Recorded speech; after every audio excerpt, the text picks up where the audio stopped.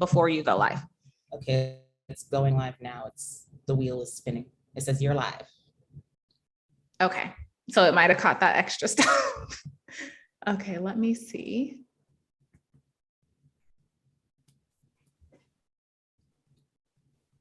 Before you go live. It's going live now. It's all on there, sis. Okay. Okay. Okay. All right. So, okay. Hi. Welcome to my channel. I wanted to go live with my sister, and we are kind of just going to speak about what you see in the topic is white supremacy, the demise of Black people or Black folks.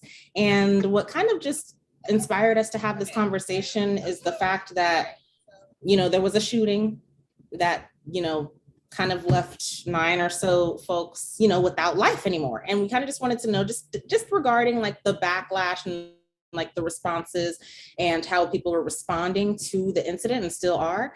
This is kind of what inspired the conversation.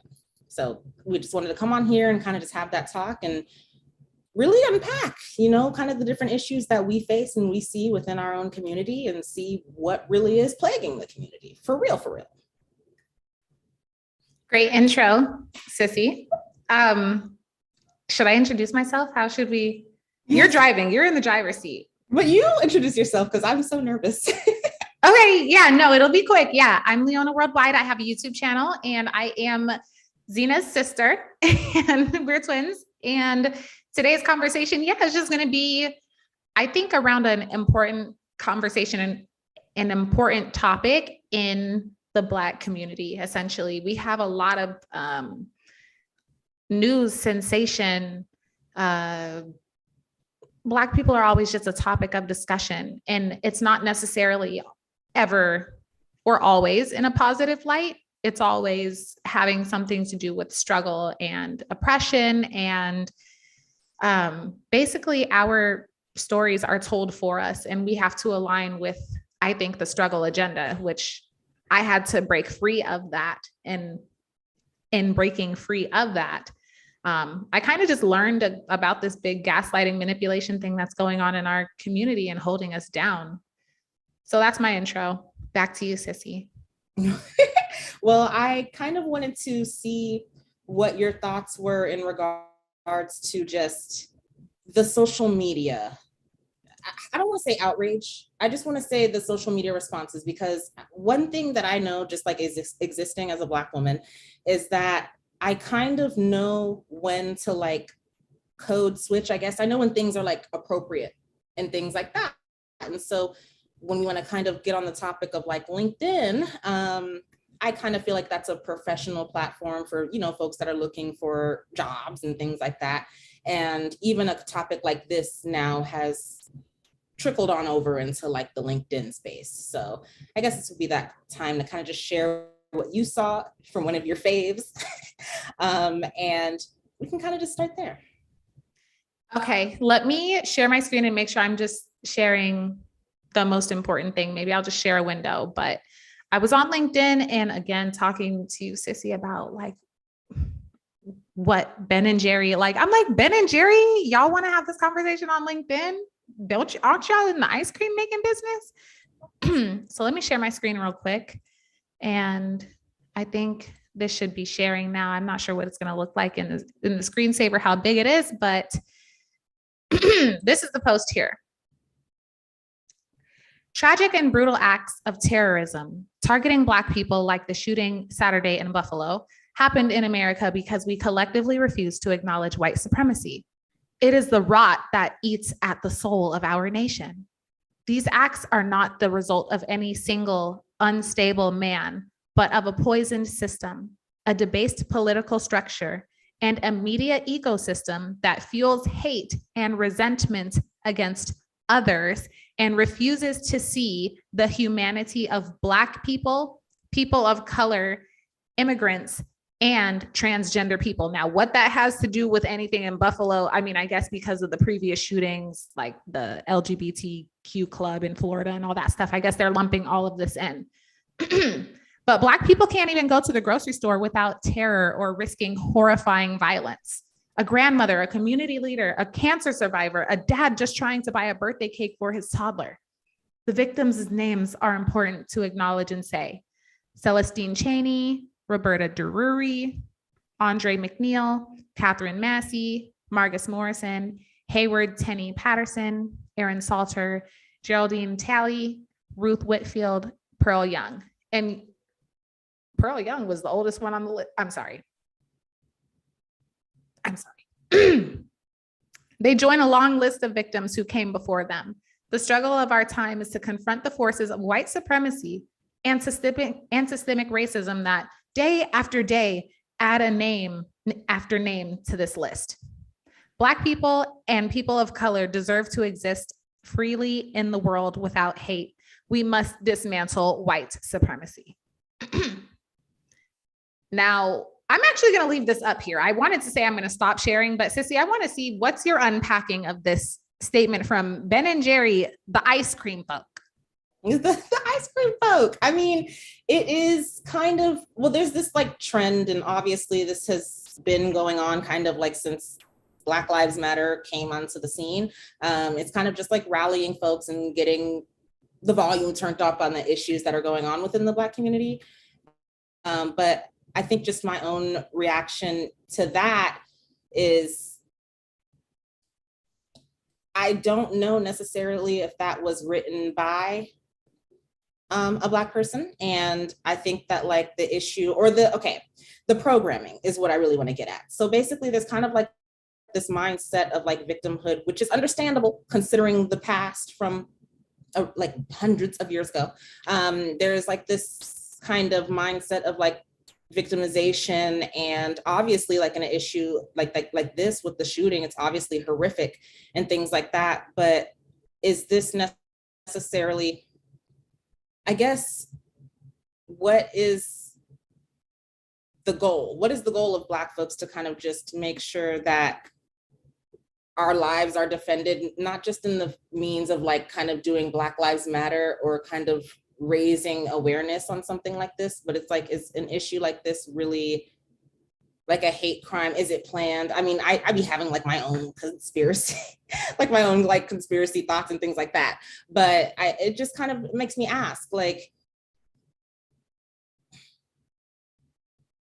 well, it makes me think. That's what I should say. It really makes me think. And I honestly, if I'm being completely honest, I didn't have words when you sent me that the first time. And even now I'm struggling to like figure out like how are we supposed to respond to that? Because I don't like kind of defending or even speaking from a place of like fear and things like that, but it kind of just further, it just keeps the idea of the victimization going further and further. And when you see a company like Ben and Jerry's, obviously huge ice cream company, I'm not sure where it necessarily relates. And it's kind of like, is it because it's sensational right now? Is it just the sensational thing to kind of be like, you know, let's speak up about all these different issues? Because I mean, if it really is a systemic issue, it's going to take more than a post on LinkedIn. That's just my few words. Yeah, I mean, a few words on LinkedIn.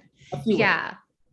And I think that brings up the very important topic of virtue signaling, which is typically, it's like something goes on in the media and then everyone who has any type of influence, they start the virtue signaling. So we are going to take a stand against white supremacy by talking about white supremacy and saying how we need to dismantle it. And then after we post this post on LinkedIn, we're going to go ahead and we're going to sell you some ice cream. And we're going to actually have a, I mean, Ben and Jerry's has a great flavor, Time for Change, or no, Change is Brewing, the cold brew, the Black owned cold brew, a Black coffee company has a partnership with Ben and Jerry's to sell ice cream that is basically about social justice. So, I mean, let's be real, Black victimization is a money laundering scheme. It's profitable. It's very profitable. It's extremely profitable. And I want to just talk about a couple of things in this thing, then I can take it down. We can just have our conversation. But you can see here, it says, you know, Black people can't even go to the grocery store without terror or risking horrifying violence. Now, I'm just going to say this. In Chicago, they'll tell you the same thing.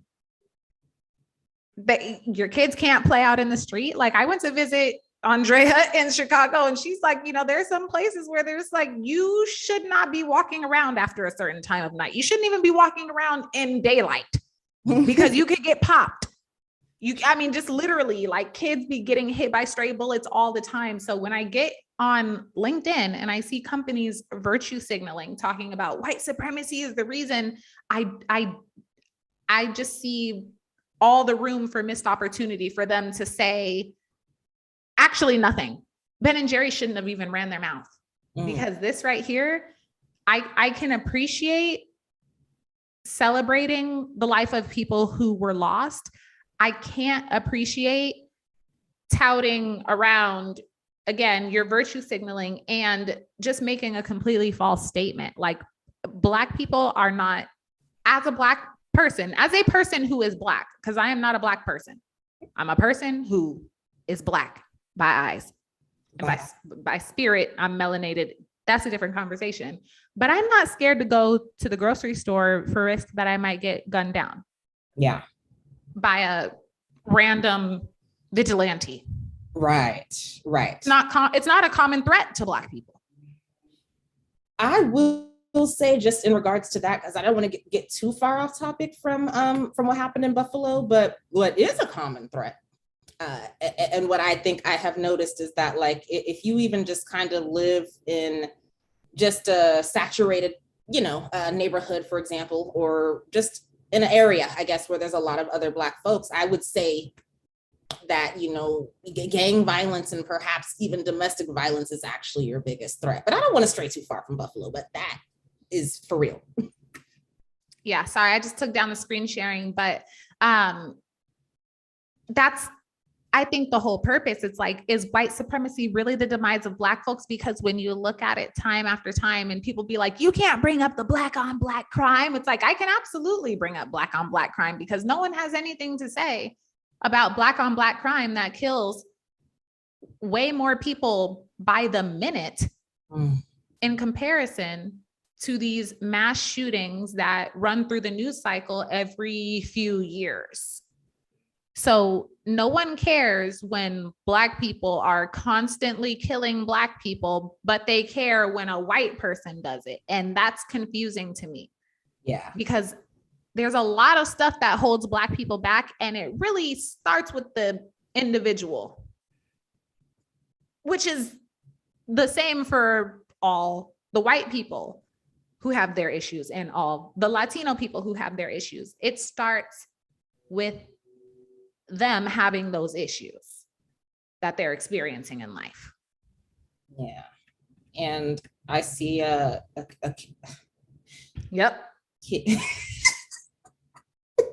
Okay. We can have King Maya. Yeah, King Maya. Join the call if King Maya would like to. Well, I will just say that, like, in response to that, I can't tell you about white on white crime. I'm not white. So I can't speak to that. That's not my experience. But I will say, I see white people doing grimy stuff. I see white people doing grimy stuff to white people. Yeah. What I don't see is the media dragging around every single time a Black person kills a white person. I'm sure it happens, but I don't hear that talked about. But every time a white person kills a Black person, it's like, oh my God, no. It's white supremacy. And I mean, it could very well be. I mean, I know that's the tone that they're taking on. I know that they're taking on that tone because, I mean, that has been the theme for a while now. But again, this was one young Caucasian man. He did or did not, again, back to my like conspiracy thing. He did or did not. I don't know the folks or the families that were like affected by the incident. But again, if we're really going to talk about like issues, and we're going to talk about the issues in our community, it's impossible to, like, not even impossible, it's just kind of hypocritical to like get up in an uproar and get up in an outrage when this one person did something to these 9 folks But like in the time that we've started this live, other Black folks have already been taken out by other Black Way folks. more than 9. 9. So it's not a laughing matter. It's just reality. It's just reality. It is. And I think the main point of this conversation to get to that point is that it's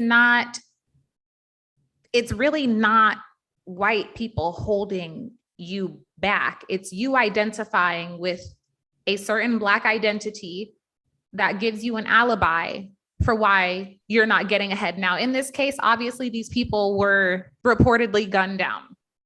I didn't see it with my own eyes. I'm going to take this at face value. This is what happened. But to say there's a whole entire issue of white supremacy that, you know, Black people have to be concerned about going outside because white people may kill them is not true. And the reason why I have an issue with this also is because it gives white people this kind of crazy virtue signaling syndrome, this kind of white savior syndrome, to where they think that the only way Black people can get ahead is if they give us permission to get ahead, or if they give us help, if they give us a hand to get ahead. And I have looked at white people, white women specifically, who look homeless, telling me that they preach and, you know, stomp around for Black Lives Matter, and what they have to say carries no weight because they literally don't even look like they matter in life. But they think just because they're white, they can save Black people. It's like, no, no, no. You need to save yourself first. And you can't help me. I feel like because there is one, okay, the thing that was mentioned with Ben and Jerry's, like, was the systemic aspect of it. Like, if you, I mean, obviously, like, if this, we're looking at like the country that is America and how it was built and things like that, like, obviously it was built on, you know, like slavery was able to help them propel to the heights that it goes to. And honestly, I don't think that slavery ever really ended. It just got pretty much like rebranded and everyone's a part of it now. But that's, again, that's another conversation. But just like the systemic aspect of it, I can't say that that incident that happened in Buffalo was like the root of a systemic issue. I just think that that's one like person who did something like off the chain, and there's people doing off the chain stuff every day. And so I just don't like how we want to take a situation like that and then like bring in like the white supremacy aspect of it, because it is literally like an isolated event. It's not something that just happens every day. And that is the reason why I'm not scared to like go to the grocery store and mind my business and mind my Black life. I just can't. So I don't want other like Black folks to make it be about white supremacy because this one person acted and did something very crazy, and then also make it be about like the systemic issues that are facing us. Because if we're going to talk about, I mean, like, if we're going to look at different systems, like, again, the Black culture and like our people and our community, that is its own system, and we need to address and look at that first. Right. So I think also it's like, even anyone who's on the call, like, what is the demise of Black people? Because King Maya BZE, says, so tell us about white on white crime. Stop acting like other races play victim. Stop acting like other races play victim. They don't. Do they? Actually, everyone has a way of playing victim in a way. I don't really know what that has to do with the conversation though. But I am curious, like, what do y'all think what is holding Black people back? And if that answer is white supremacy, please provide some examples on how white supremacy is holding Black people back today on May 21st, 2022.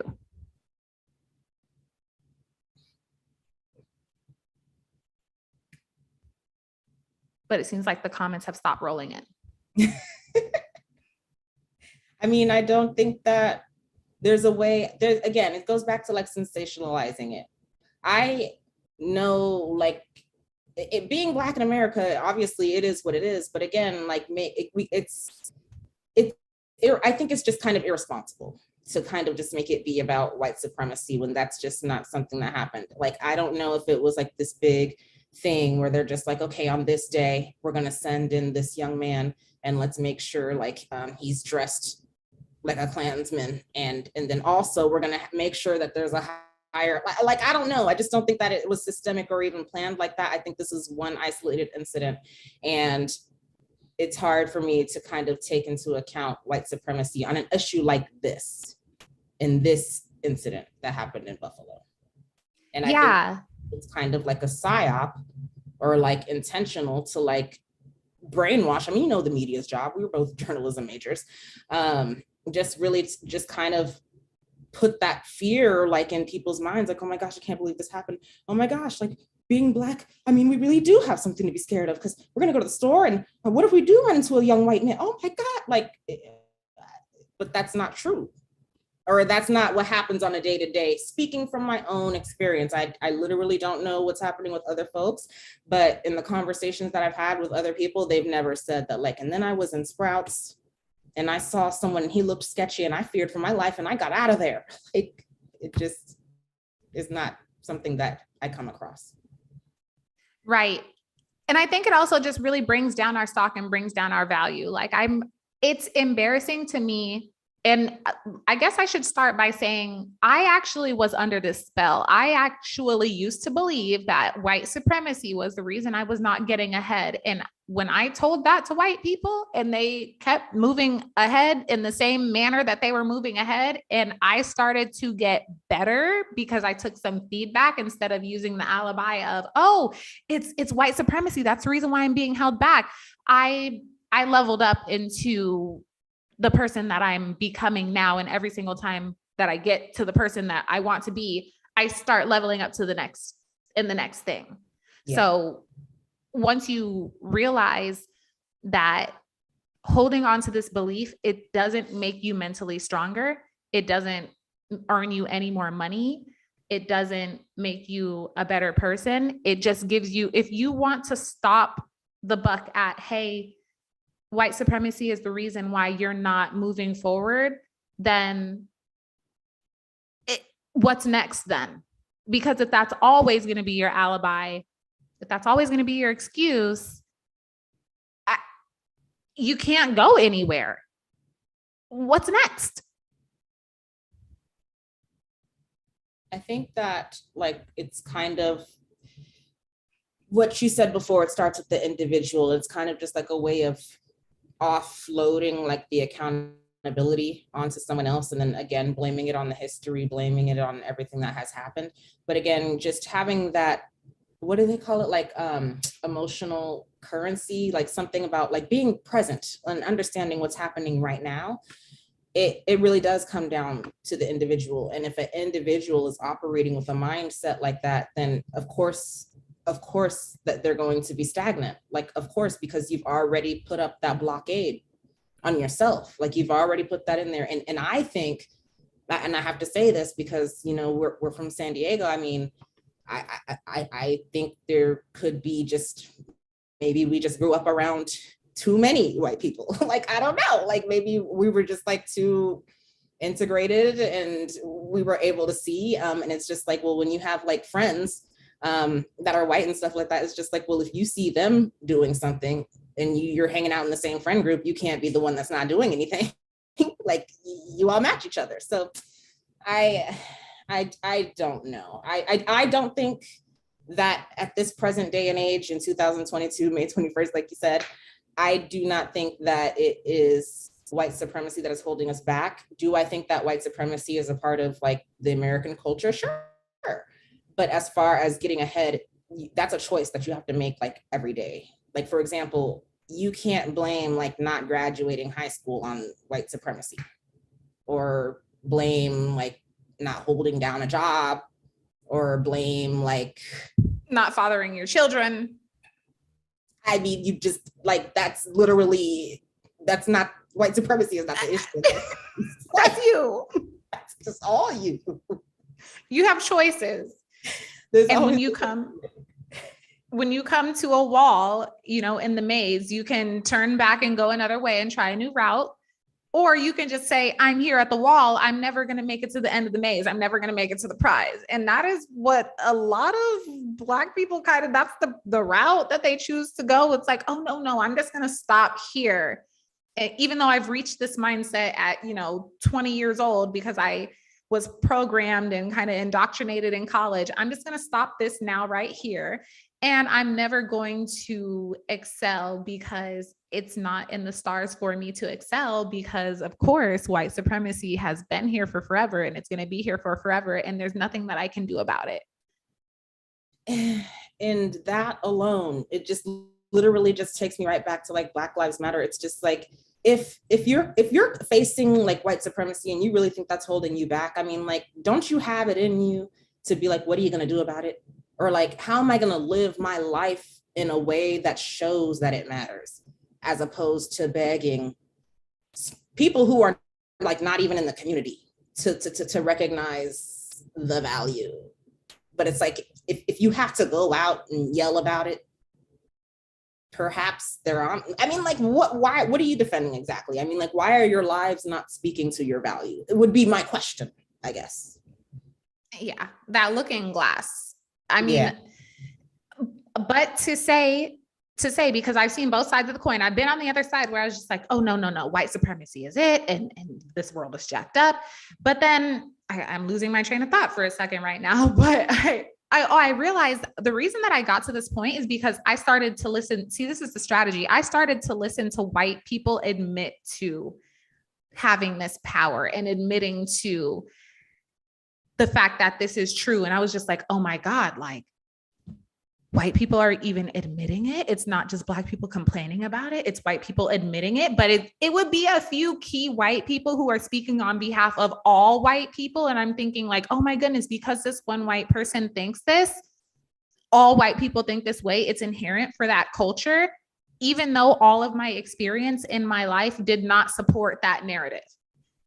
And to your point, Sissy, I think maybe growing up in San Diego, we see white people differently. Like, we have been pedestalized over white people because we're smarter, because we're brighter, because we have better ideas. And it's like, we look at white people who we went to high school with and they're bums and we're successful. And it's like, well, I'm not going to sit here and say white supremacy is holding me back. But when I get to arguing with you nickels and they sit up here and say, it's white supremacy. I mean, I really had a few arguments with actual Black men, and there's like, it's white supremacy and the Confederacy, and it's holding us back, and it's doing all this. And I'm just like, okay, so why am I 27 years old with no college debt, no debt in general? I have a good job, and I have all of this in spite of white supremacy. I'm better off than you, Black man. But how? So where did the white supremacy come in for me? Ooh, yeah. So I'm so successful because of white supremacy. So your demise is my success, basically. And I mean, it's hard for me, again, like, operating in this society. I don't see how I can't. It's really hard. Again, going back to like responsibility and accountability, it's like really irresponsible to tie in or make something be about like white supremacy when there's like certain steps that you take to just to operate in the society and the system that we are in. Like, maybe don't commit crimes. Wild idea. Maybe take an interest in your education and maybe invest in yourself and maybe enhance your intellectual capacity. I mean, there's, again, going back to the individual, there's too many things that start with just the choices that an individual makes. So again, I don't like the notion of white supremacy. I know the history of this country and I know how certain things got set up. But it's like, how do you maneuver? Like, how do you turn your brain on and maneuver in this system if all the cards are stacked against you? Right. You're just going to sit there and talk about how much of a victim you are? But that is the option, because that is an option and that is a choice. But that is kind of just, that's the route that a lot of people take. And how effective is that? Would be my next question. Well, I will say this.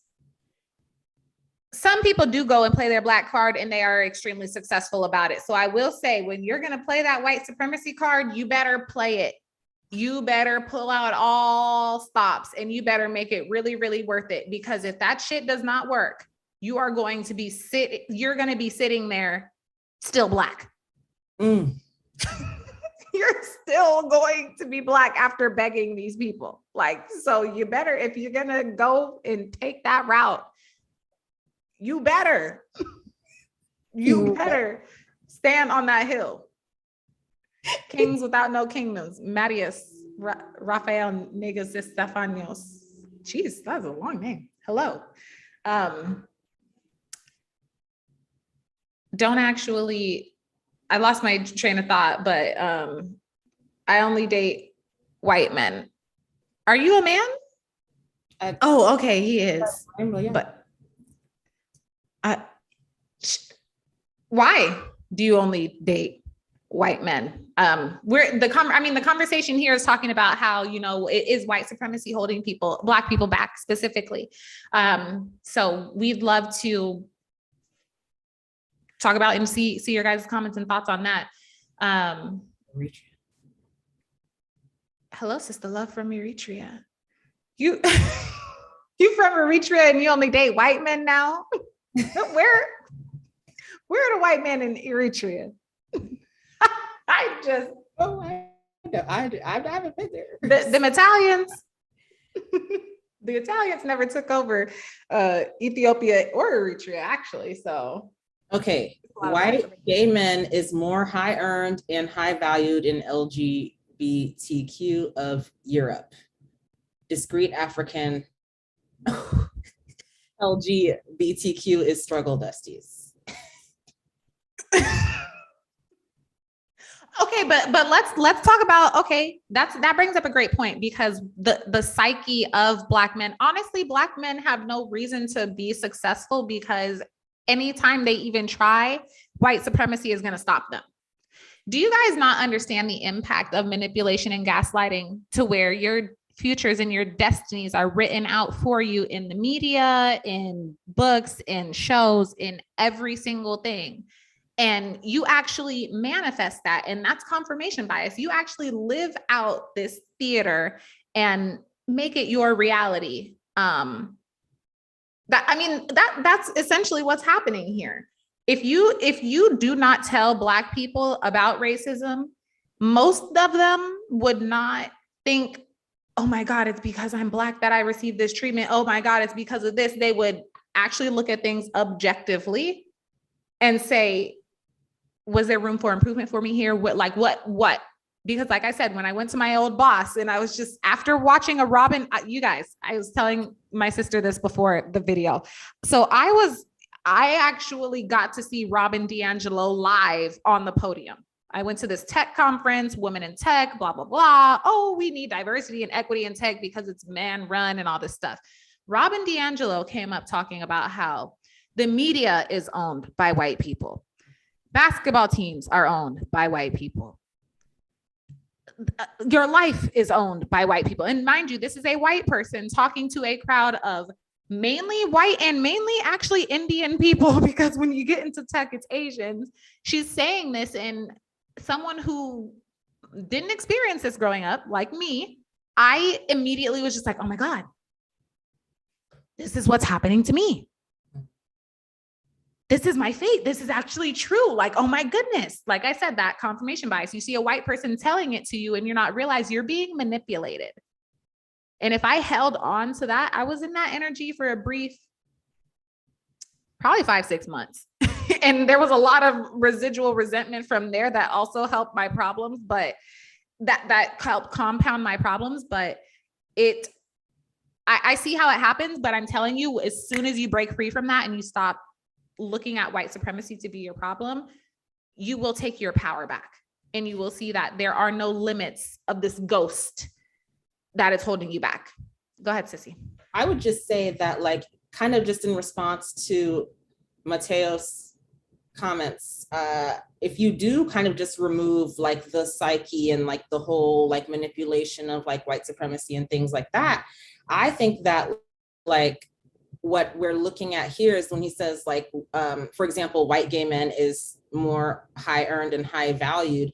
I think it's kind of just looking at that and say, you know, like these are higher value men. And it's like, how can you look at them? I mean, why is there the difference? Basically, it's just like, why are the white gay men more high earned and more high valued? Like it can't be. I mean, the Black men, I guess, that are out there in Eritrea, I guess, I mean, like, I don't know what it's like in Eritrea, I don't know. But like, why can't they match them? Like, why can't they also compete? And why can't they also be high earning and be high value, I guess? Nadia's going off. I'm on the live chat now, not just the top chat. I was missing some. See, white men is not making new hashtags with Black heterosexual males are. I don't know. What the Black Lives Matter? What hashtag?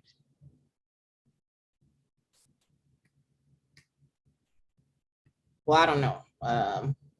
My question is just like, it can't be white supremacy. It has to be a choice, and it has to be a psychological thing, because it's like, if you're going across and even like to other countries, like, so then is white supremacy something that's global? That would be. It's just, well, it's political. Wherever you need to control someone, you have to have a victim oppressor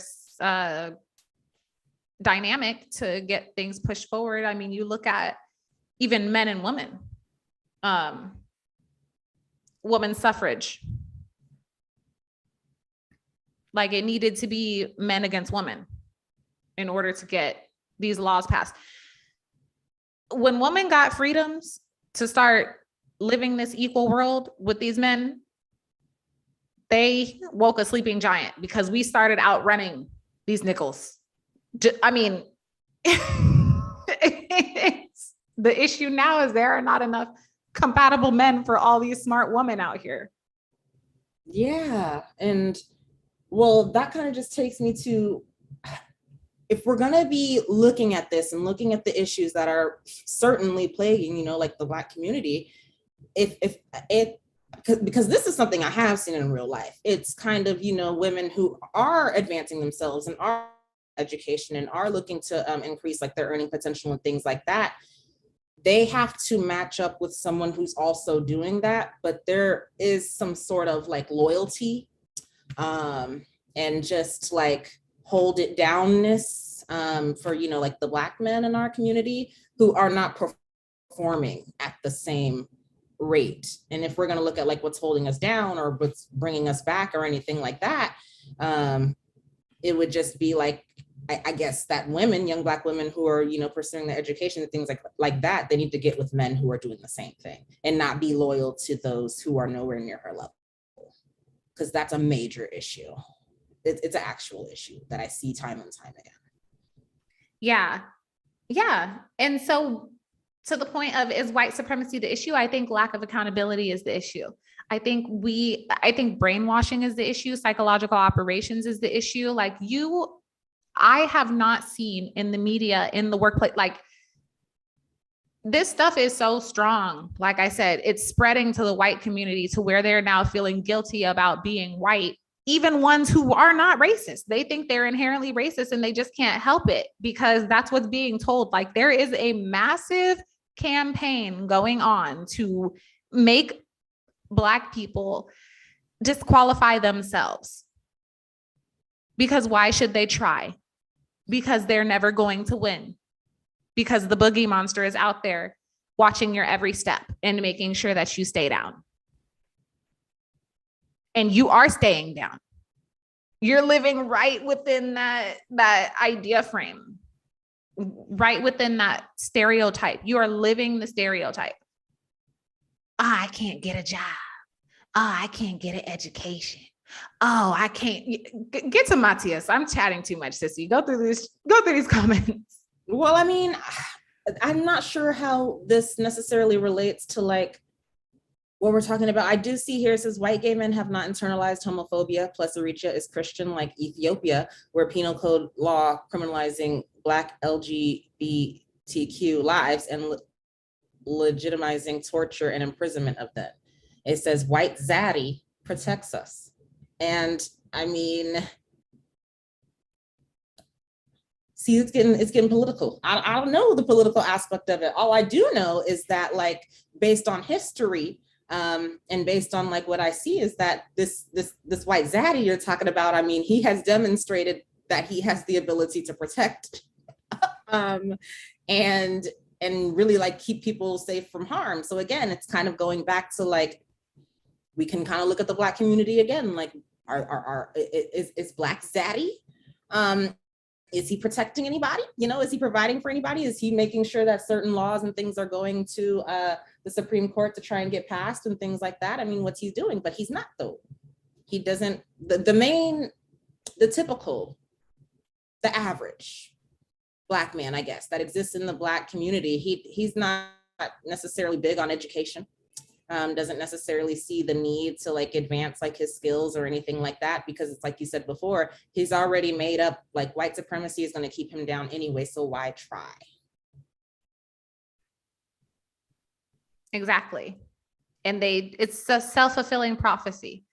And Marius made a great point. If Tariq Nasheed, Umar Johnson, and General Sarah Seti, Louis Farrakhan, who run Black America, if they would legitimize, so if they were in charge, if they were running Black America, they would legitimize the genocide of Black LGBTQ, like heterosexual Black African male leadership. So I guess there's a homophobic issue in the Black community, is what they're saying. So an issue could be hatred.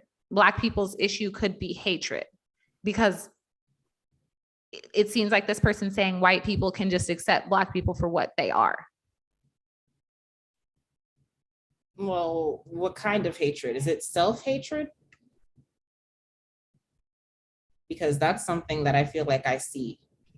I do see self-hatred within the Black community, and it could be that they're aiming, or their goal is to be as aligned to whiteness as possible. And I mean, if someone is making white supremacy like their ideal, kind of like, you know, white folks who think that way do, I mean, it's an issue, but it's still starting with the people in our community. Yeah. So the thumbnail said, "Are niggas making excuses?" And yes, actually. If you're saying that white supremacy is your issue, then you're making an excuse, because no one's white supremacy should be allowed to hold you back from being great. I don't care what you have to say about the person, the messenger. Don't shoot the messenger here. If you're going to let someone's tropes, if you're going to let someone's history, if you're going to let history oppress you and not your actual real life, then that's a you problem. Yeah. That's a decision that you are making to let this hold you back. Yep, it is. It's a choice. And honestly, there are things, again, like I already know like how this country was built and things like that, but there are the abilities and the resources that like we have access to as a collective now, like they're there. But like, it's kind of like you can lead a horse to water, you know, but you can't like force them to drink. Like, you better drink that water right now. Like, you can't do that. And I just feel like a lot of folks just within our community, like they kind of just don't have like that drive or the ambition or anything to overcome just like the psychology, or just, I want to say like the brainwashing of, I don't live my life like white supremacy is going to get me down. That's me personally. I can see how they operate within this society. I can see like the rules they follow. And I'm just like, oh, well, if they're successful and they're doing this, well, let me try that and see what happens. I try though. I do try. Yeah. So I think Let's talk about some solutions. What can Black people do when they are faced with white supremacy? Like in a case that it's either perceived or is real, what can Black people do? Well, I will say that in my own, I mean, back in the day, like college, high school days, I would have believed like that, we were operating like in a country of white supremacy, especially when I took my African American studies class. Like, good Lord, that just had me thinking like, why I shouldn't even be here. Like, of course, that had me thinking that. But I just think the only remedy is to just like level up. I think that's the only thing to do, is to be valuable, be meaningful, be a part of society. Like, one thing that I've been researching like lately, like the different like psychology among the males, like in the Black community and things like that. And AS, or antisocial personality disorder, keeps coming up. And just in the name itself, not even going into like the definition of like what it is, it just kind of seems like they don't want to participate like in society. And so if we want to combat so-called, white supremacy, we can do that by participating and excelling in the society that says that apparently says that we don't stand a chance. I mean, that's the only thing I can think of, is just like, yeah, just be an upstanding citizen and be a valuable contribution to society. That's the only way I feel like you can combat that, because it comes down to the individual, like you said before. Like when you're really getting into like values and how somebody is operating within a system, and what the contributions they're making, like how does skin tone even come into that? Literally. Like, where does that factor in when we're talking about the actual work you're doing and the actual contributions you're making? Because if you have like a degenerate kind of like behavior, or in your mind you believe like, I just don't feel like getting a job, I'd rather play, video games or something like that. Like, I mean, that's the type, I feel like people who kind of operate like that, they're the main ones who are going to be like, white supremacy is what's keeping me back. But it's like, no, you chose a long time ago what you were going to do or not do. Yeah. I like those solutions. Me from my Machiavellian side, my, if you can't beat them, join them type side. A couple of my solutions are to literally join them. If white supremacy is the thing that is really holding you back, then keep your friends close, keep them nickels close, but keep them enemies closer, and go get some white friends. Go get some white friends and figure out how they operate. And once you get those white friends, you will find out that, well, depending on the quality of people that you're even dealing with, you're going to realize that these people are not worried about your Blackness. White people couldn't be less concerned. There are some who are jealous. Now, there are some petty, low level, literally envious, jealous, if you know the jealousy triangle. This Black being has what I want, so I'm going to hate on this person for their Blackness because I'm not Black. That happens. But for the most part, white people that you run into, they're not going to hate you. And I'm saying this from experience. Yeah. And Marius is saying my bestie is a white childhood soulmate. And I'm going to say, like, growing up, sissy, all of my friends were white. I mean, looking back, I'm like, yeah. And when I tried to befriend the Black ones, they were bad. I mean, again, I don't know how to even say this like without sounding like off the chain, but it's kind of like it starts with the individual. And like, if you feel like you're an upstanding individual, surround yourself with other individuals that are on that same level. I mean, because there was the bad ghetto girls. I wasn't around them. I could see that. I'm like, no, that's a road that leads to trouble. Yeah. These girls are getting in trouble. They're literally in the quad. They're fighting, scrapping. Fighting with other Black girls too. It was perfect example. Competition and hatred among Black people. How many times do we see Black girls fighting each other? Really just throwing down. Black women fighting each other, throwing down. You don't see often white on Black fist fights. you don't really see that because white people ain't picking no fight with no black people. I mean, if white supremacy was so supreme, why are white people not going around beating up on black people every time we turn around, but black people are always up on World Star beating each other's ass? And just to kind of go with that, I will say that like a lot of people that are at least in the kind of education level of black folks, I guess, they will say that like, oh, they won't fight like with fists or anything, but they will do like the microaggressions and things like that. And that is, again, it is true, it could happen, but again, you will always kind of come across that regardless of who you're just being around. There's no way to tell like why someone might feel the way they do towards you, but microaggressions, I mean, like I've experienced that tenfold from other Black women. Tenfold. I mean, what microaggressions really are passive aggressive comments that manipulative people make, petty people make, and it has nothing to do with the color of your skin. It probably has to do with your attitude.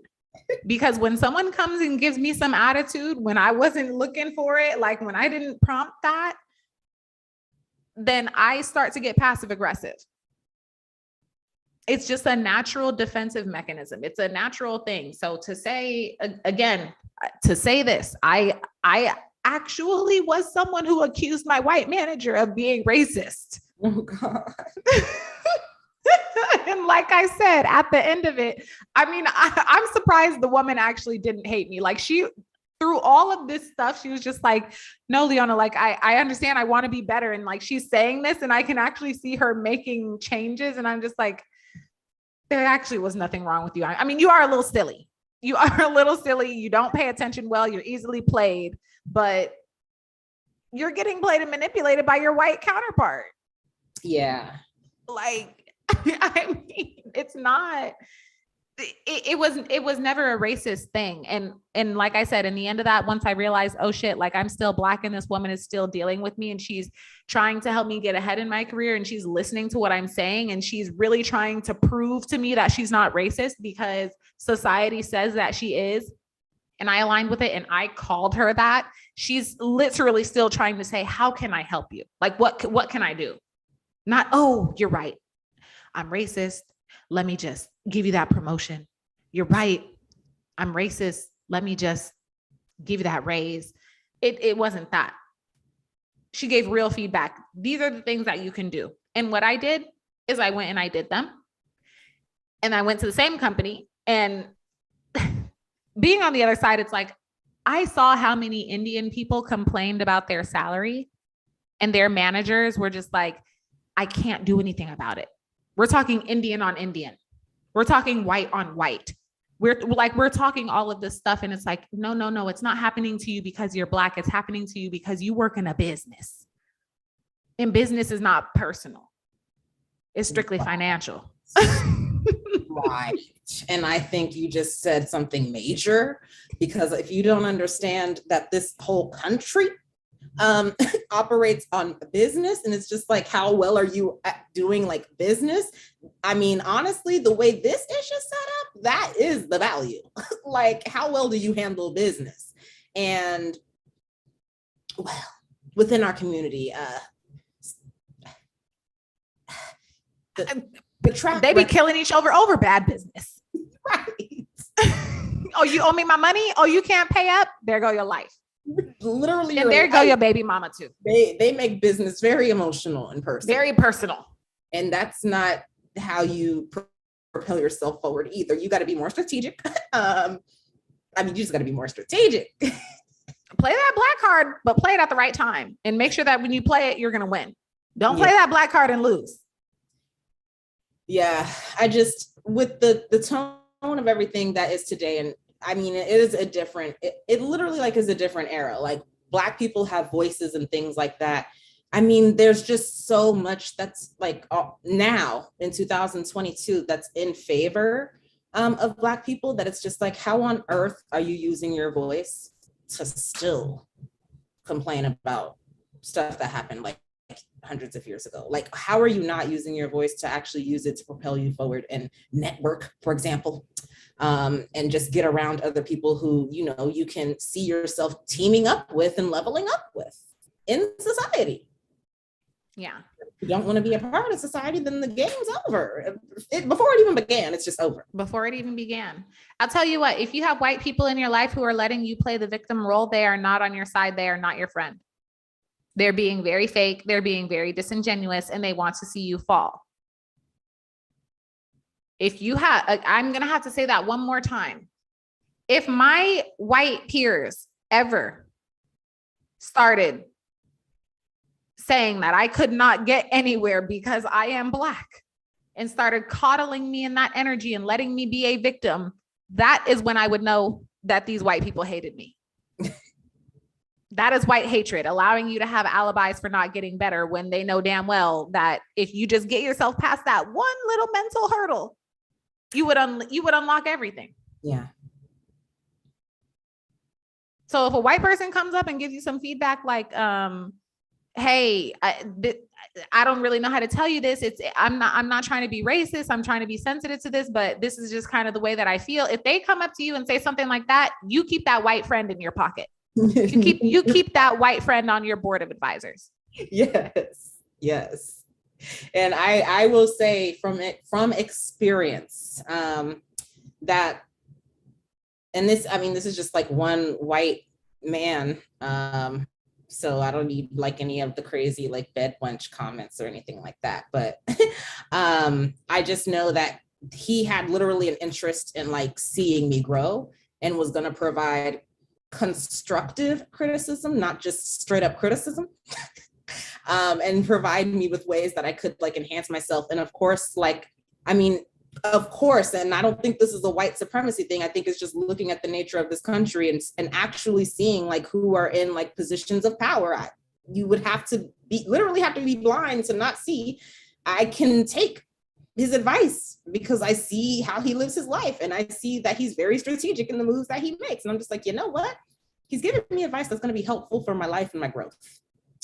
Yeah, that's good. I can't say that he's giving me advice saying like, look, it's because I'm white, you just have to listen to me. Like my word is bond. And if you don't listen, well, then I guess you're just going to stay as the squalorly nickel that you are, or something crazy. Like, it's just never like that. I actually feel like I get like the best advice again from people who operate in a way knowing how the system works, right? Because if you know how the system works, how can you not body it? Like, how can you not? That would be like playing a game and losing when you know how to play it. I know how to play this game, but I'm going to lose, even though I know how to win. Yeah. And it's a choice. Again, it's a choice. A decision. Can't be like that. So what is the real issue then, do you think, in your opinion? What do you think is the real issue that is plaguing Black folks? I think a lot of it is social media.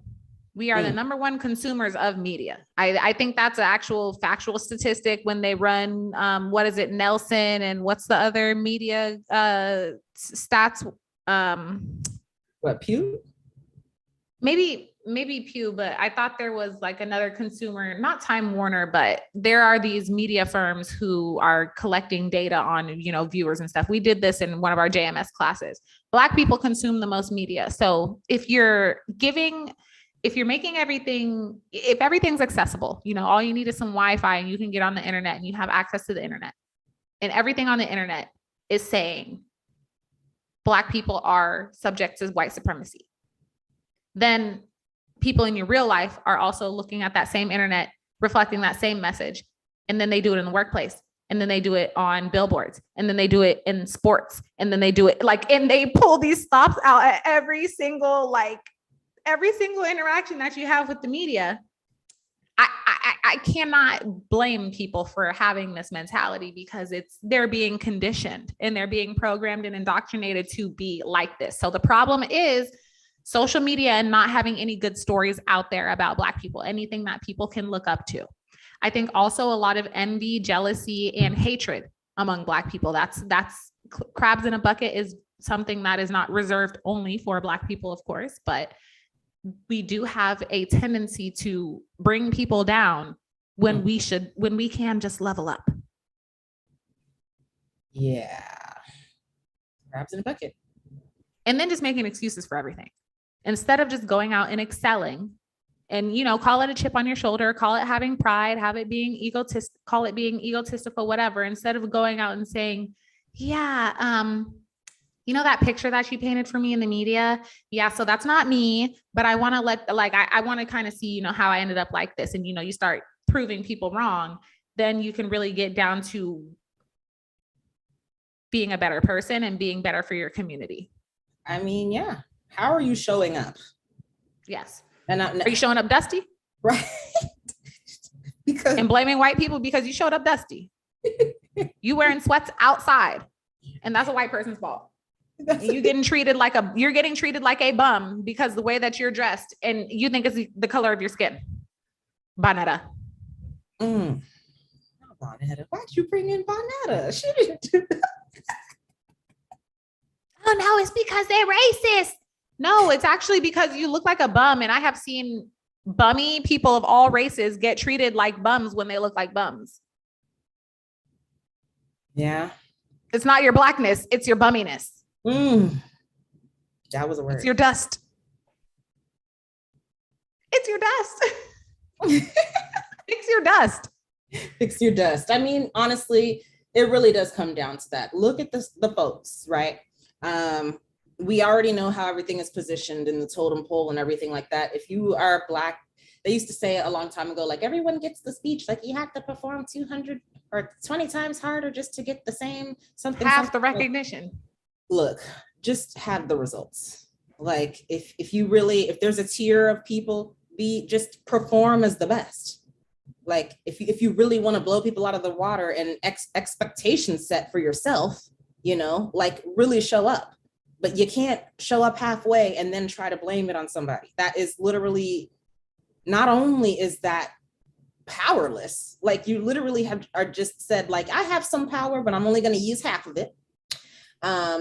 It's just like, give the rest away. Right. You give it away. That's it. It's like you're powerless. And then with the power that you do decide to like exert or like utilize, you want to like put it on someone else. And so it's just really strange. It's a strange mentality. And I think that if we're looking at what's like holding us back as like a group of people, it's the mentality. Like there's the brainwashing. Like I understand, like, trust me, I understand when people bring up slavery, I know, but how long? In 6th grade, they make them kids watch Roots. That was when my white hatred started, watching Roots. My white hatred. I found out Natasha was German. We learned about the Holocaust, and I was like, Natasha, your people, how dare you do this to your own people? It's just like you show hatred, and then kids look for hatred everywhere. And well, that's the problem, because it was one thing when we were 12 years old.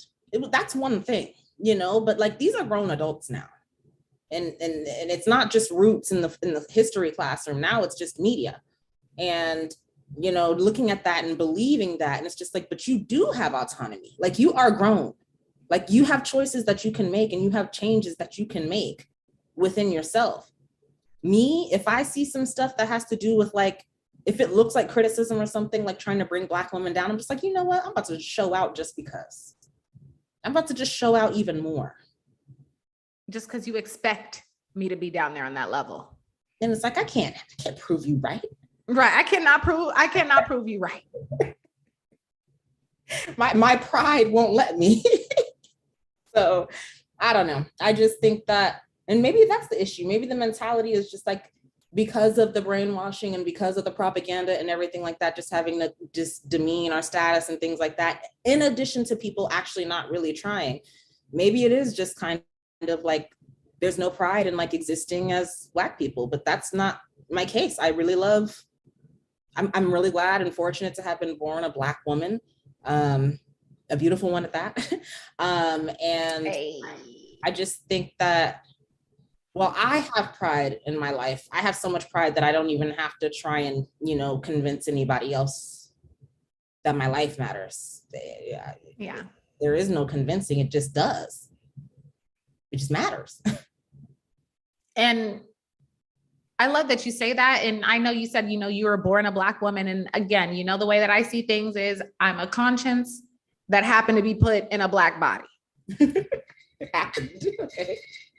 My conscience decides to get up and dress this little vessel up and take this vessel throughout the world and experiment and talk to people and interview people and try to pick their brains to, ask, how they found success or how they've come to this point in their life. And that's really, I think that's when my mind changed. And when the world opened up for me is when I realized like, I'm just a conscience that's out here trying to literally make something out of nothing.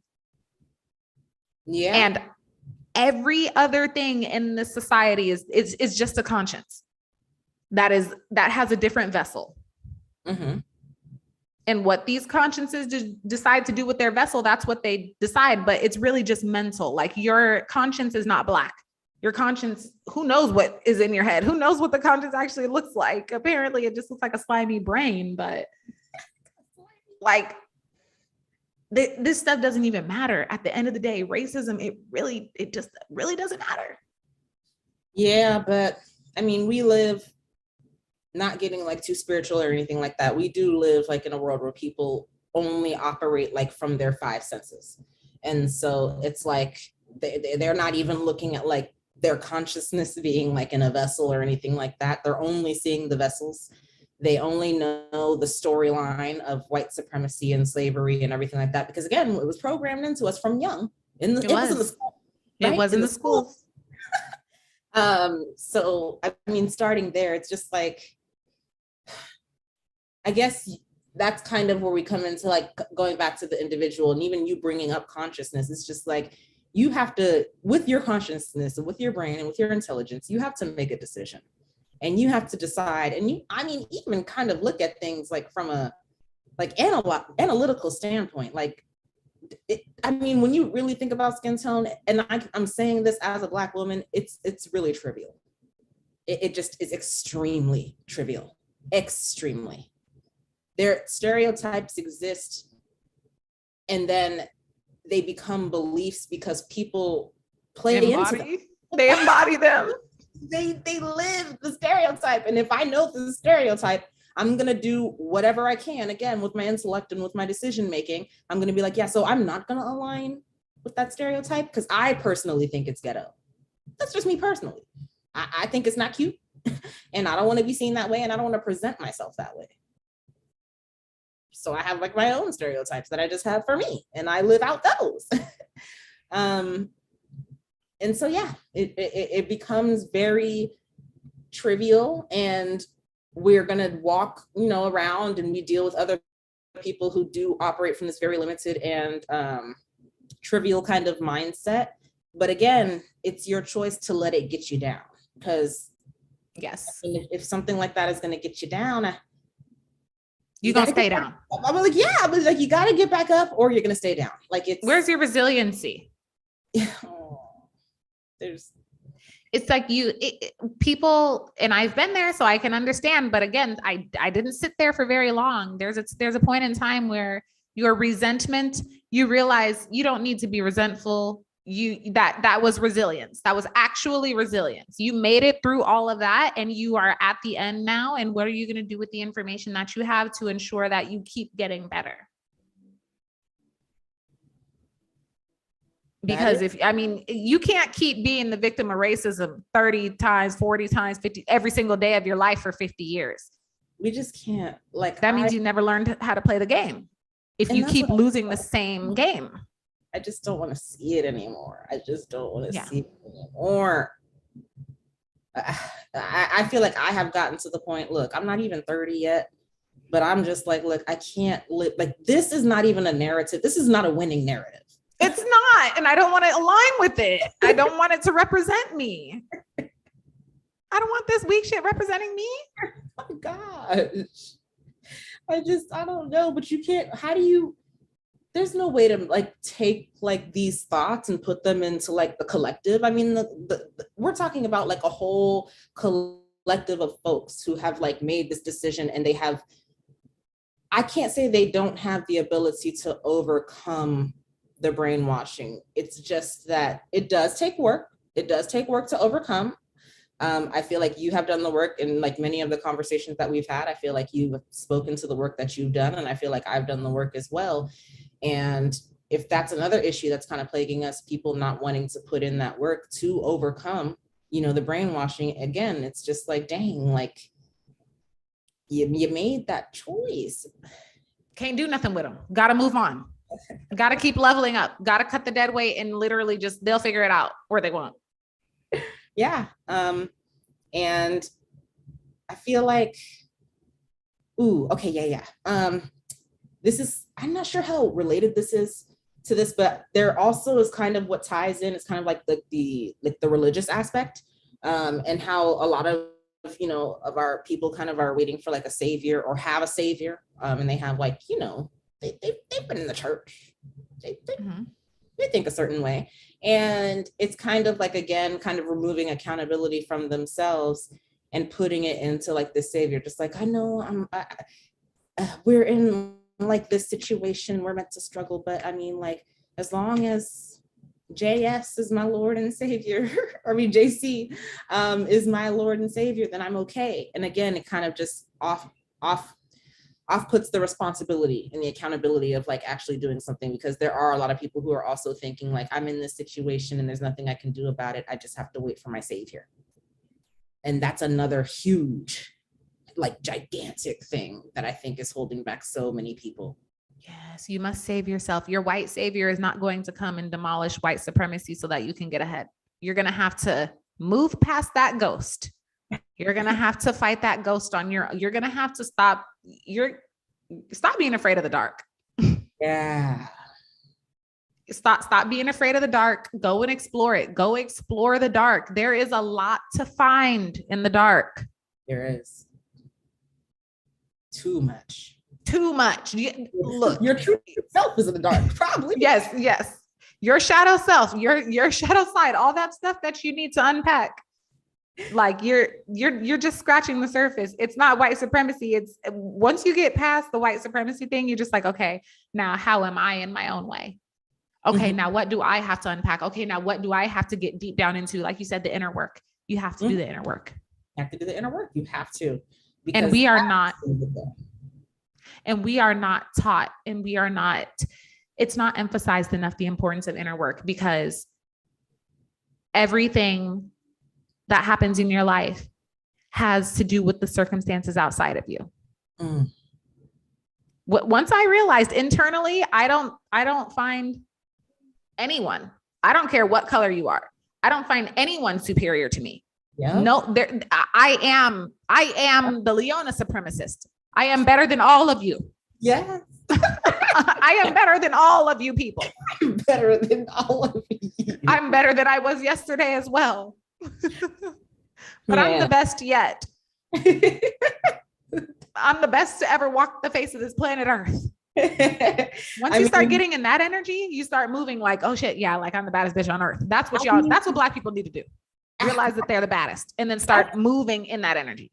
I mean, isn't there, look, this is going to throw it way back, and I'm not even sure if like the generation that's like on YouTube can remember this, but there was this movie called Up, Up and Away on Disney Channel. That was literally a family of Black superheroes. Oh yeah. Like they knew who the hell they were. They had powers, and even in a nice house. Right. Like, were they not? Come on, there was a lot of examples, or even if it was like fantasy world, I mean, there was a lot of examples of like, you know, Black people being successful. And maybe me seeing that, I was just like, ooh, like I want to get up there, like naturally, like I see that, I want to be that.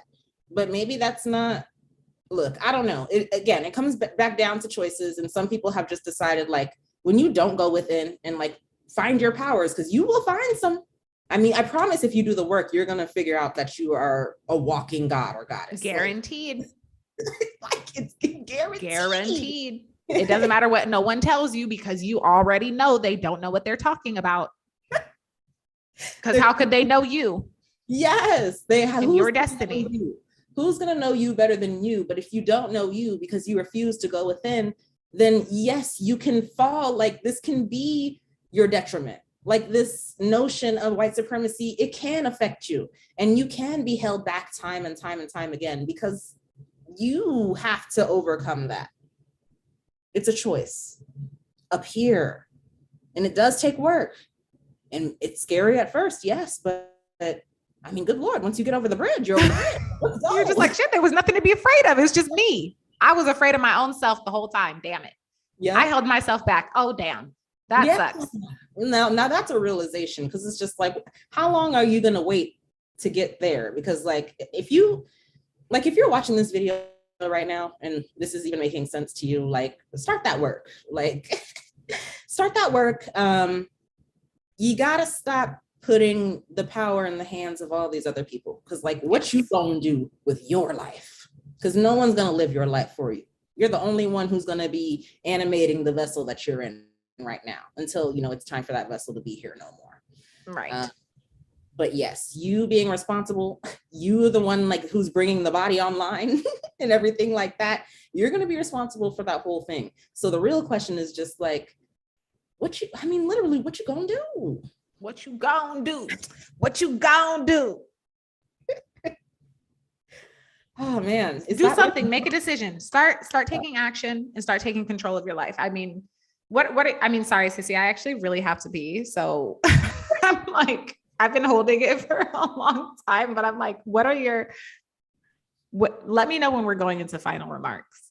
I feel like we're here at the final remarks portion because again, we've kind of like made that point that like the only thing that's plaguing the community is the individuals within the community. Individual. That's really it. It starts with ourselves and it radiates out. Like and it ends with ourselves. Starts with ourselves, it ends with ourselves. And maybe if even like self-love, if you want to make that be like your goal, and maybe that's how you start like putting that value and bringing that power back into yourself, then maybe start there. But you got to stop making your issues be about other people. That's just the main thing. That's the main thing. You give your power away, you stay in this victim mentality, and then you really never grow.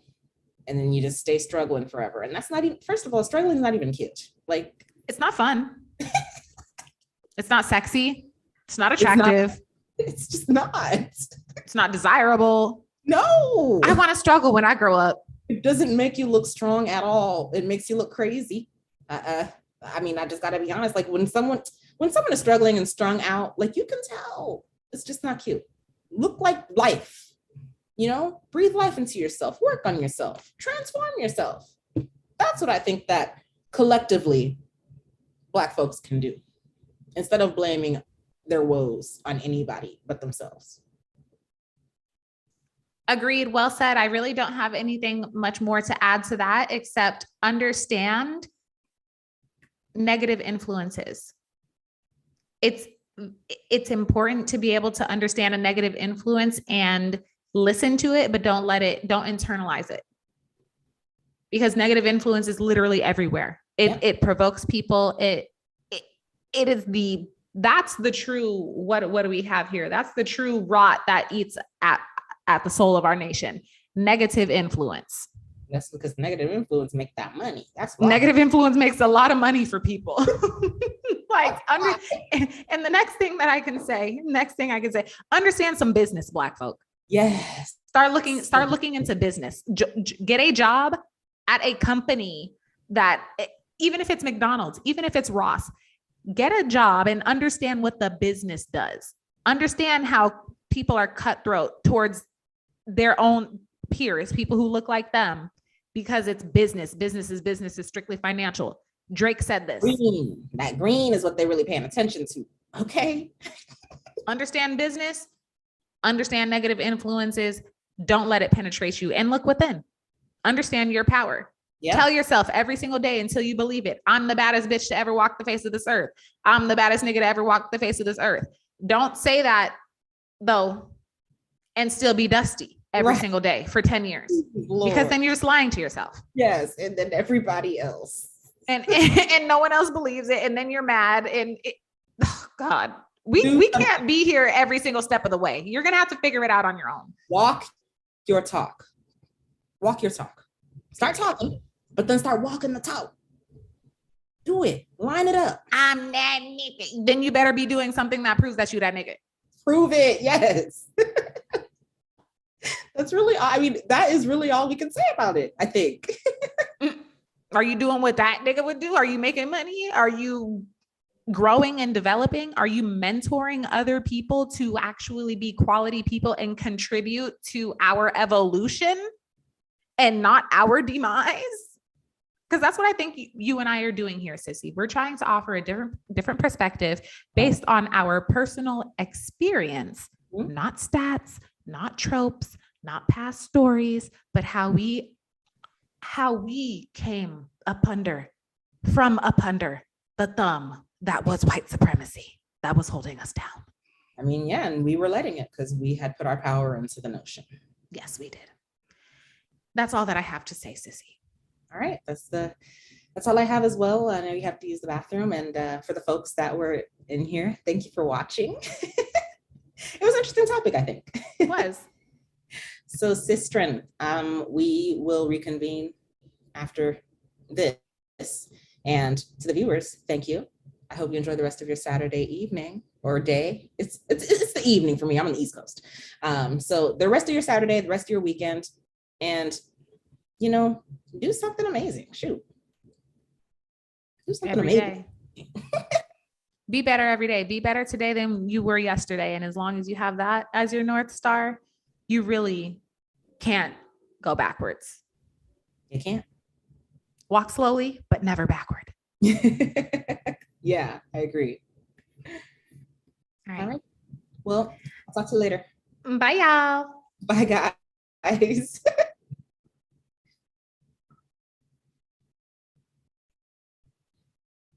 It says